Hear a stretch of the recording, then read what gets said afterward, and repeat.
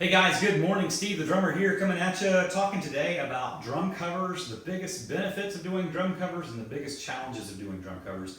My last video was the benefits of doing drum covers, and the three primary benefits that I listed were it'll make you a better drummer. Learning songs is a good mental challenge or mental exercise, and recording your progress or recording yourself and looking back over time kind of gives you a perspective of how you were versus how you are versus how you're going to be. So those are my three benefits. Today I'm going to talk about something different. I'm going to talk about the two biggest challenges in my mind to making drum covers. Hope you'll stand by and watch. I hope you'll stay tuned and watch. And so let's get into it. Okay, so in my mind, the absolute number one, hands down, biggest challenge to recording drum covers is timing. And yeah, kind of a funny thing to say as a drummer, because timing is pretty much everything as a drummer. But I think it takes on a very unique and special challenge when you're looking at, in particular, at making drum covers. So let's kind of unpack that a little bit. So number one, and there are people that make drum covers using acoustic drums or using electric drums. If you're using acoustic drums, you may just use like one or two room mics, or you may go to the extent of having mics on all, individual mics on all the drums, and using a mixing console and effects and all that stuff. If you're using electric drums, which I'm using, you may be using your module sounds, or you may be using software, Superior Drummer, or Stephen Slate drums, or something along those lines. And so there's lots of different directions that you can go when it comes to making drum covers, and that people do. But I think, in my mind, one of the biggest choices, and it's not always a choice, but one of the biggest choices boils down to drumless covers versus non-drumless covers. And so that's kind of where this whole timing thing comes back in. Now, I think a lot of guys would say that, given a choice, that they would prefer to use drumless tracks to do their drum covers versus what I would call a playover, or basically playing the original track and recording their drums on top of that. And for the most part, I fall in that category too. I prefer drumless tracks as well, but they do present their own inherent little challenge. And so, and actually, this is something that I'd like to kind of get your feedback on, or your input on. Number one, do you prefer drumless tracks or not? And then number two, if you do use drumless tracks, how do you tackle this problem?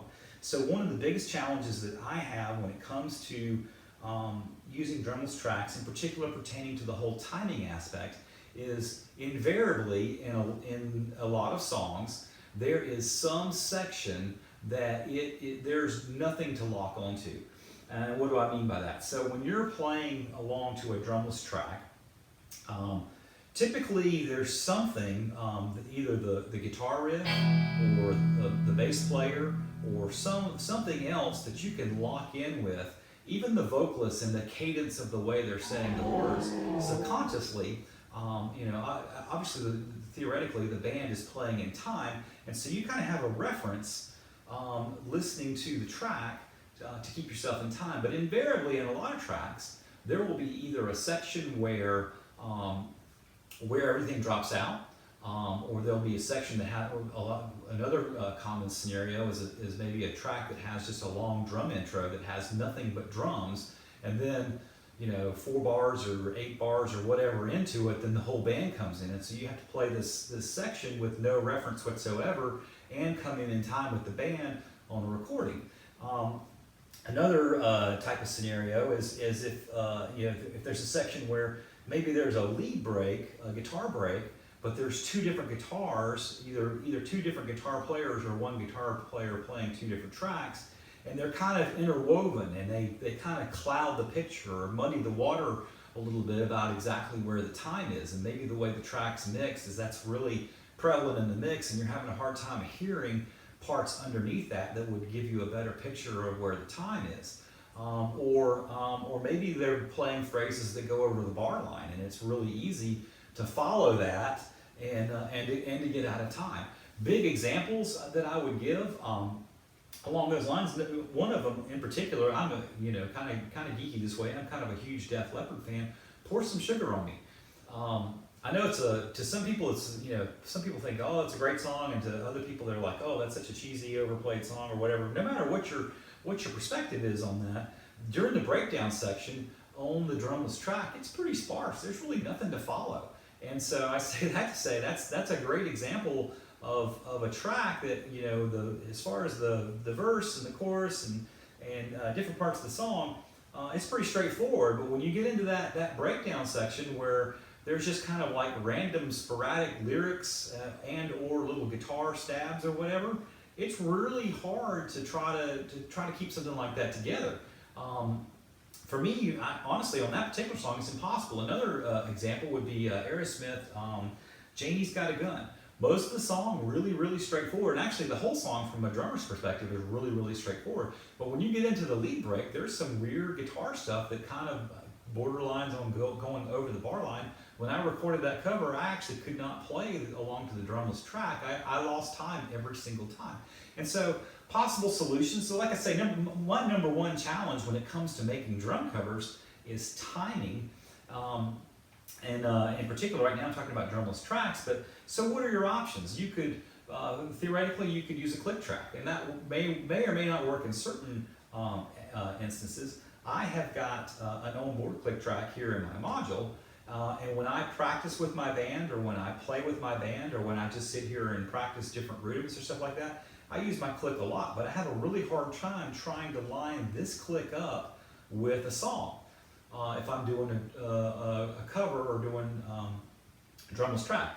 Number one, it's hard to start the track and the click at exactly the right moment. Number two, depending on when the song was recorded, it might not have been recorded to a click. In fact, if it's older music, it almost definitely wasn't recorded to a click, and they probably sped up and slowed down during the course of the song. There's just so many different things that go into this. Now, I did hear from one particular person who does drum covers that that's actually step one for them, is when they do a drum cover, is they actually make their own click track, and they just basically listen to the track and sit there with a cowbell and make their own click track. And then when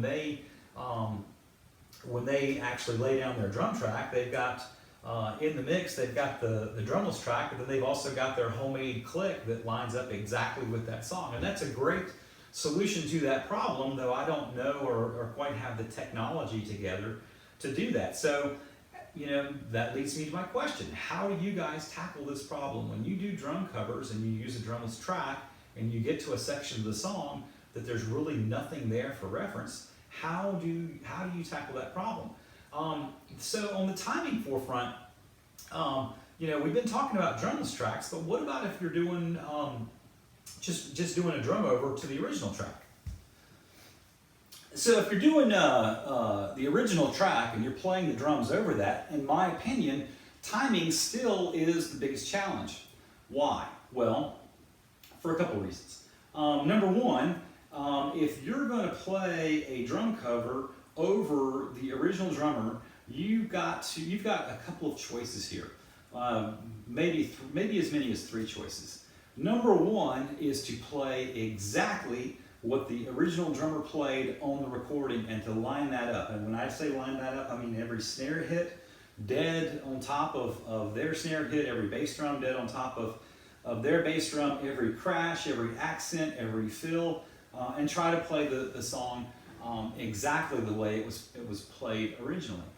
And I'm going to go out on a limb here and say number one, that's a huge timing problem, but number two, that's probably next to impossible. It's certainly impossible for me, and if you can do it, then more power to you.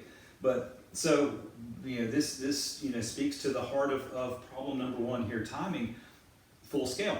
Another solution would be to craft drum parts that go over what the original drummer did. In other words, if the original drummer just played 2 and 4 and you play a 16th note pattern, what you're playing is busier than what was there originally, and so you're covering up what the other person did. And so that's another way of going about that. And then I guess a third possible option is to have their drums audible and your drums audible, but try to do something that complements what they do. And I would have to say, honestly, that probably to some degree I try a little bit of all three strategies. I know that I can't line up perfectly with every single thing that was done originally, but I do try to respect the song and the artist as much as I can, and play at least in the vein of what they did.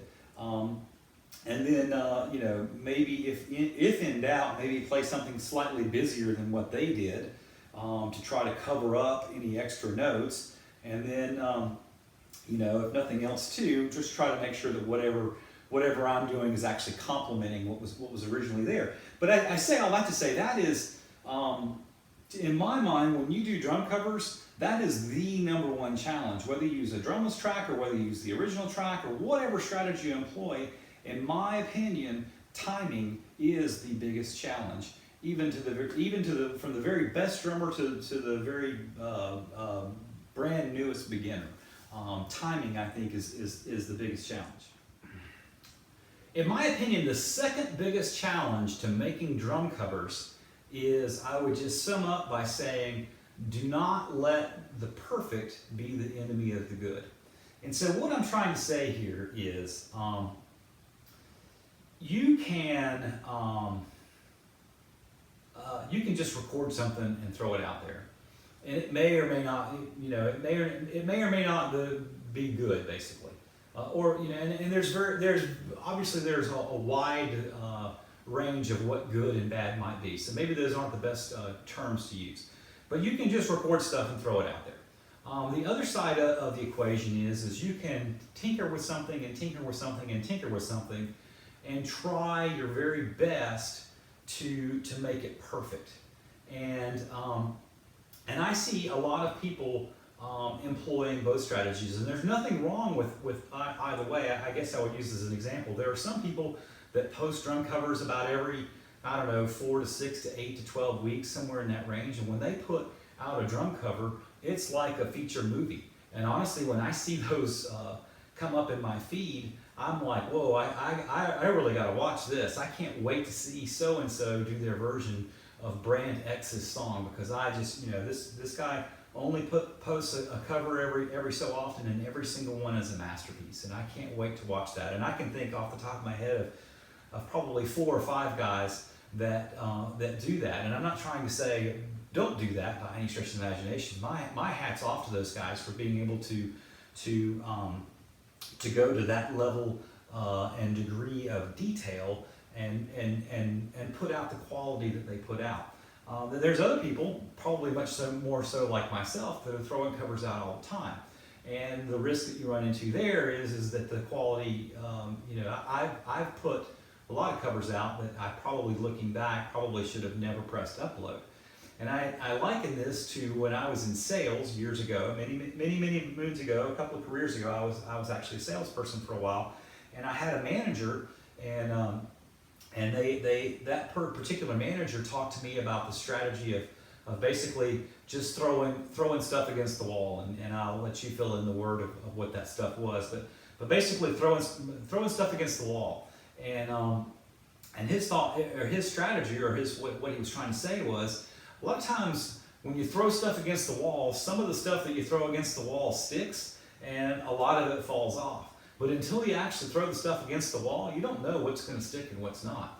And so I think that probably I've employed a little bit more of that strategy with my channel and with my covers, is that I throw a lot of stuff against the wall, and some of it sticks and some of it doesn't. And a lot of times I really have no way of knowing until I actually go through the exercise of doing it to see what's going to stick and what's not. So back to my theme here, don't let the perfect be the enemy of the good. Don't let the perfect be the enemy of the good. There are so many details that you can work on. There is the details of the song, which are important. Learning the parts. You can go through and transcribe out the song and learn everything note for note and be able to play every note and every lick and every whatever.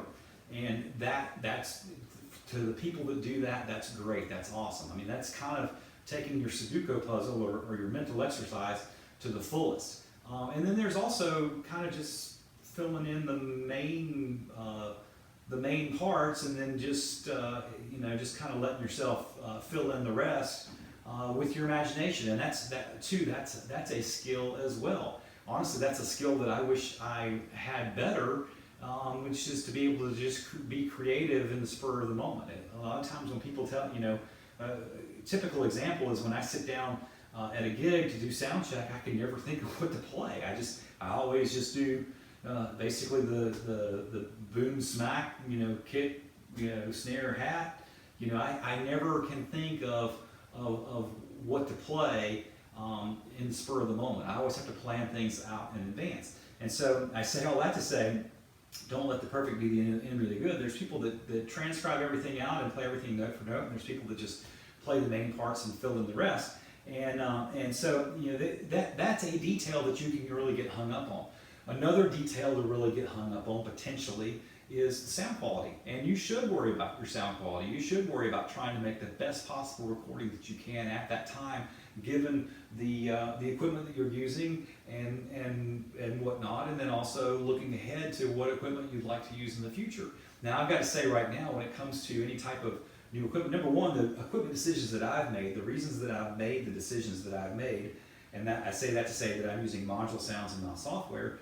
My primary desires with my drum set, obviously, is to practice and become a better drummer. But two, I'm gigging and I'm looking to gig, and so I don't want to put myself in a situation where I'm dragging a laptop to a gig to trigger sounds. I want everything to be coming from the module for the sake of simplicity, for the sake of reliability, for the sake of a lot of things. But I say that to say that that's what's driven me in the direction that I have gone in as far as using the module that I'm using and using the equipment that I'm using. But like I said, additionally, you can really kind of get hung up on the details of the sound. And like I said, I think it's good to strive for a really good sound quality, but once again, don't let the perfect be the enemy of the good.